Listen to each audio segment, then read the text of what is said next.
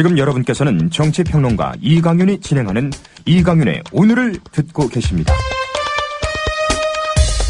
이강윤의 오늘은 팟캐스트 포털 팟빵에서 다시 들으실 수 있습니다. 의견과 건의가 있으시면 게시판에 남겨주세요.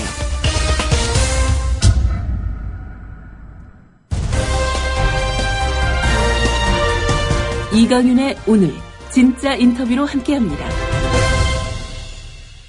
네, 앞에서 두어 차례 말씀드렸습니다만 오늘 대통령이 국무총리 신임 내정 안대희 전 대법관 내정했고요. 남재준 국정원장은 바꿨습니다. 남재준 원장의 체제하에 국정원이 벌였던 간첩 증거 조작 사건을 세상에 알린 김용민 변호사는 오늘 인사 그리고 최근의 전국이나 사회 상황 어떻게 보고 있을까요? 같이 얘기 나누겠습니다. 김 변호사님 나와 계십니까? 네, 안녕하세요. 안녕하세요. 반갑습니다. 네네. 남재준 원장 갑자기 바꿨어? 아니 뭐라고 표현할까요? 만시지탄이긴 한데 네. 한참들 남재준 물러나야 한다, 바꿔야 한다라고 막 그랬을 때는 계속 버티더니 오늘 이렇게 마치 끼워넣기 팔기처럼 슬쩍 바꿨어요. 왜 그 배경은 뭐라고 보십니까?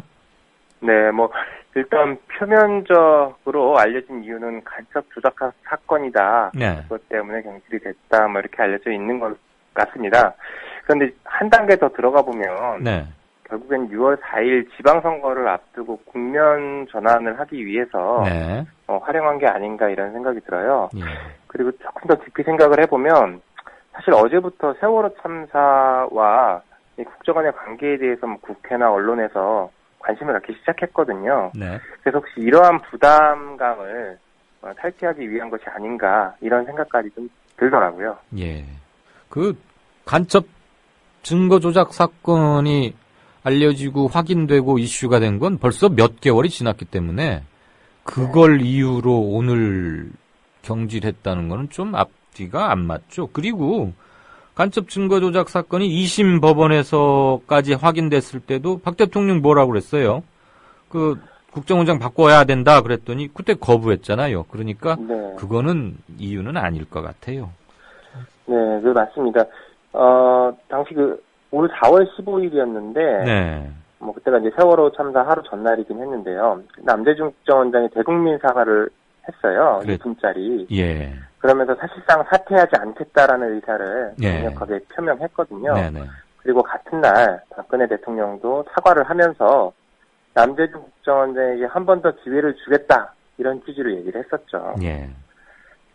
네. 그때 고 언저리겠죠. 아마 그 황우여 새누리당 대표가 남 원장이 그동안 공로도 많았다. 국정원 문제를 깔끔하게 처리해서 임기를 잘 채웠으면 좋겠다. 이렇게 거들기도 했고. 그래서 네. 이제 그 여당 한쪽에서도 사실 야 이거 남재준 원장 사퇴가 불가피한 거 아니야? 이러고 이런 얘기들이 일부에서 나올 때 그런 말을 함으로써 이제 청와대 대통령의 의중을 반영한 것으로 보인다. 이런 말들도 막 나오고 그랬죠. 그때 네. 누구보다도 우리 김용민 변호사께서는 남재준 원장에 대해서 여러모로 각별하신데. 예. 오늘 이거 보니까 어떠세요, 느낌이? 그러니까요. 네. 네, 당시에 이제 그런 얘기들이 나왔던 게 저도, 네. 결국에는 박 대통령의 의중이 반영된 게 아닌가, 네. 이렇게 생각합니다. 사실 증거 조작이 처음 알려졌을 때가, 예. 올 2월 14일, 14일 이때였거든요. 중국에서 회신이 왔을 때. 네네. 이때 박근혜 대통령은 철저하게 진상조사해서 책임자를 엄벌하겠다라는 취지로 얘기를 했어요. 네. 그런데 정작 이제 검찰에서 수사를 했고, 수사 결과 국정원 직원들이 조직적으로 증거를 조작했다 이렇게 밝혀지니까 네. 갑자기 국정원장에게 내부 개혁을 뼈를 깎는 황골탈퇴를 해라라는 식으로 내부 개혁을 주문하면서 사퇴 여론에 대해서 선을 명확하게 그었거든요. 그렇죠. 네.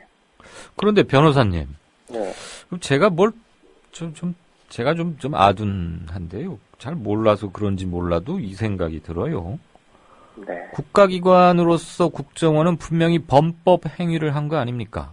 그렇죠. 그러면 그때의 그 기관장이 도의적 정치적 책임을 물어서 물러난다고 또는 인사권자가 바꿔친다고 해서 국가기관이 저질렀던 범법 행위나 사실 자체가 없어지거나 세탁되거나 표백되는 건 아니잖아요. 당연하죠. 그건 계정이 따르잖아요. 별도 계정이잖아요. 그렇죠. 그러니까 그 남재준이건 김재준이건 먼재준이건이 책임을 지고 물러나는 것과 네.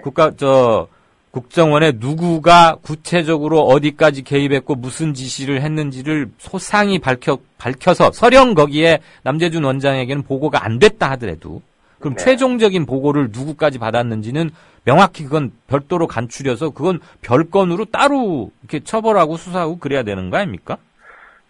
당연히 그렇게 해야 된다고 생각합니다. 사실 남재준 원장이 지금 표면상으로는 간첩 조작 내지는 증거 조작 때문에 사퇴를 했다라고 이렇게 언론에 보도가 됐는데요. 네. 만약 그게 맞으면 지금 피해자인 유호성 씨가 국가보안법 위반 증거 날조죄로 고소를 해놨잖아요. 국정원장을 포함해서. 예. 그렇다라고 하면 국정원장이 지금 사퇴하면서 사실상 자신의 범죄 사실을 인정한 게 아닌가, 내지는 적어도 자기가 조직 관리를 못했다라는 부분을 인정하고 있는 게 아닌가 생각이 듭니다. 그렇다라고 하면 단순히 정치적 책임, 도의적 책임을 통해서 사퇴하는 것으로 끝날 게 아니에요. 예. 검찰은 국정원 직원들 일부를 구속해서 기소했지만 국정원 지휘부에 대해서는 수사조차 안 했거든요, 사실상. 네. 국정원장이 지금 사퇴까지 하는 마당에, 그 이후로 사퇴를 하는 마당에 다시 국정원장에 대해서 그리고 그 지휘부에 대해서 철저한 수사가 이루어져야 된다고 생각합니다. 별도 계정 맞죠? 네, 당연하죠.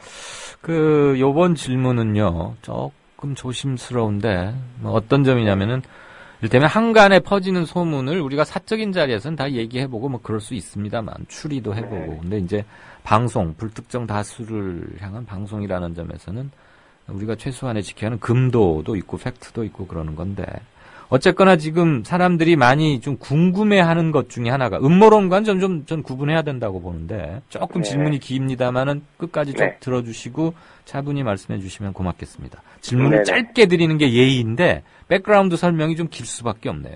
네, 알겠습니다. 보고 이미 인지하고 계시리라고 생각합니다만 인터넷에 급속하게 이미 퍼져 있는 소문이 세월호 참사와 국정원이 뭔가 있는 거 아니냐?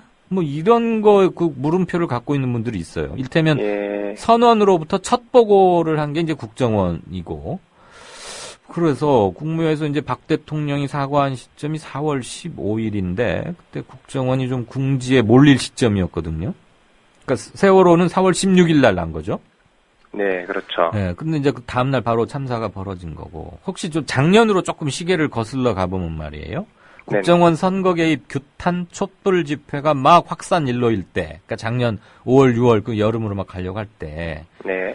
이게 까마귀 날자 배 떨어졌나? 이석기 내라는 사건이 이렇게 툭 불거졌어요. 예, 그랬죠. 그 다음에 또 원세훈 저기 기소될 때, 선거법 위반으로 기소될 때, NLL 대화록 파문, 이거는 상당히 인과관계가 있다고 보는데, 물타기 한 거 아니냐, 그 배후에 지금 국정원이 있는 거 아닙니까? 네. 그렇죠. 그간의 이런 국정원의 행태로 봐서 간첩 증거 조작을 덮기 위한 모종의 음모를 꾀하지 않았겠느냐 이렇게 상상하는 사람도 있거든요. 네네. 저는 그런 개별적인 몇몇 분의 상상이나 소문 이거를 확인해 달라는 뜻은 아니고 국정원의 과거 행적으로 볼 때 이게 과연 합리적인 의문이 될지 어떨지는 저 변호사께서 판단을 하시는데 이렇게 생각하는 거에 대해서 김 변호사께서는 어떤 사견을 갖고 계시는지가 질문입니다. 미안합니다. 네. 굉장히 조심스러운 얘기가 맞는 것 같고요. 네. 사실은 저도 이런 의혹들이 믿고 싶지 않은 의혹들이에요. 예. 국가기관에서 자신들의 잘못을 덮기 위해서 자꾸 새로운 어떤 이슈를 만들어낸다.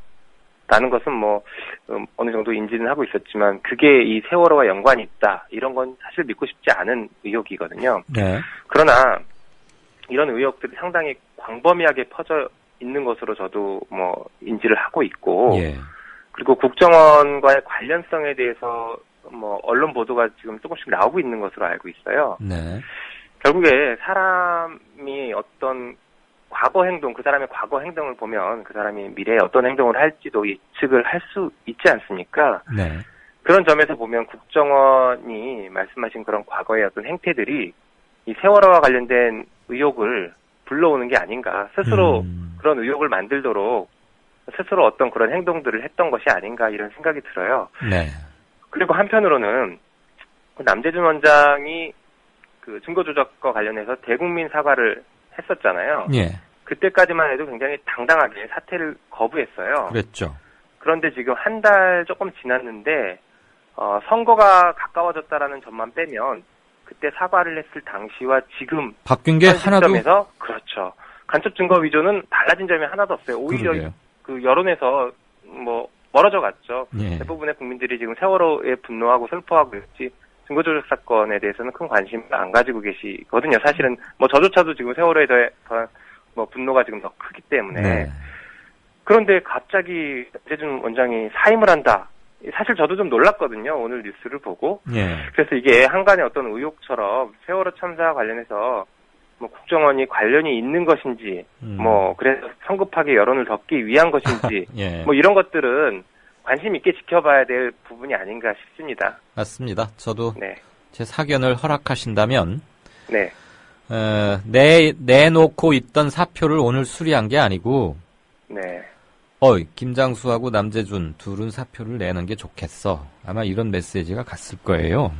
그리고 네. 그려가는 그림의 구도 속에서 나온 것이지 이 타이밍에 국정원장을 갈아칠 것은 무슨 인과관계나 개연성이 별로 없죠. 사실. 네, 맞습니다. 사실 그래요. 바꿔치려면은 진작에 바꿔쳤어야 되는 것이고 그때 사과를 할 게 아니라 사표를 경질했어야 되는 거죠. 그렇죠. 예.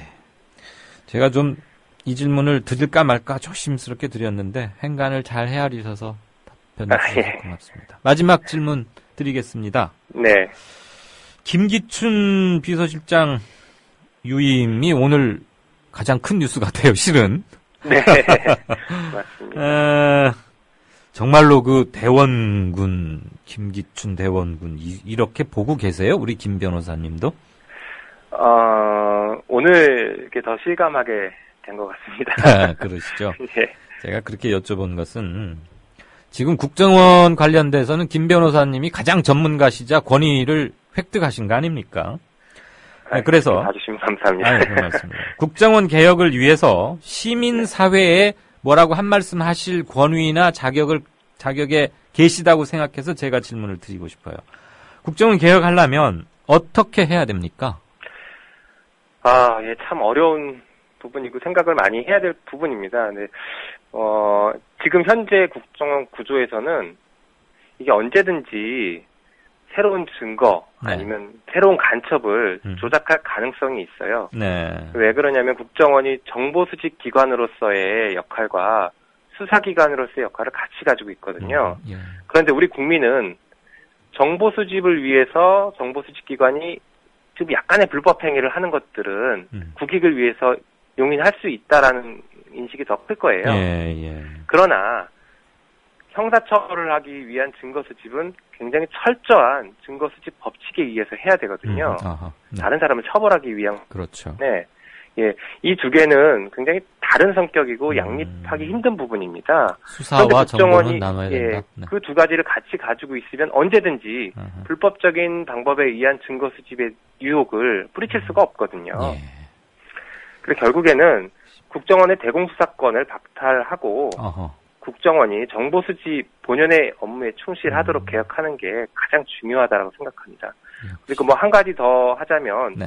이 사건 유우성 씨의 항소심 판결에서 지적했던 문제점인데 그 중앙합동신문센터 여동생이 거쳐왔던 그리고 모든 탈북자들이 거쳐가고 있는 중앙합동신문센터 네. 이곳에서 탈북자들이 쉽게 간첩으로 만들어질 수 있다. 여기서 위법한 수사가 자행되기 쉽다라는 문제점들을 인식해서 이 부분도 개혁을 해야 된다고 생각합니다. 네, 말씀 감사합니다. 역시 핵심을 잘 정리해 주신 것 같습니다. 지금까지 김용민 변호사였습니다. 고맙습니다. 네, 감사합니다.